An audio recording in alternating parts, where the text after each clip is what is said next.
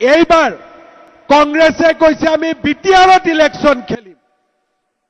আপোনালোকে মনত ৰাখিব, এই কংগ্ৰেছ চৰকাৰৰ দিনতেই বিটিআৰত আটাইতকৈ বেছি হত্যা আৰু হিংসাৰ ৰাজনীতি হৈছিলে।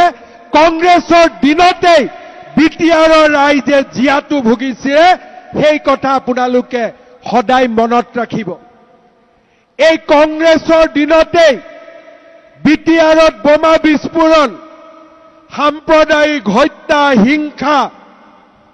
কংগ্ৰেছে কেতিয়াও বিটিআৰত শান্তি বিচৰা নাছিল। 2014 চনৰ পিছত নৰেন্দ্ৰ মোদী ডাঙৰীয়াই বিটিআৰলৈ শান্তি আনিলে। যি কাম মোদী ডাঙৰীয়াই কৰিলে সেই কাম কংগ্ৰেছেও কৰিব পাৰিলেহেঁতেন।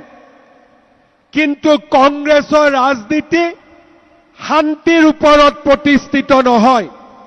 কংগ্ৰেছৰ ৰাজনীতি হৈছে ভাতৃঘাতী সংঘৰ্ষৰ ৰাজনীতি।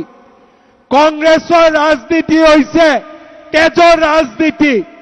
কংগ্ৰেছৰ ৰাজনীতি হৈছে হত্যা আৰু হিংসাৰ ৰাজনীতি।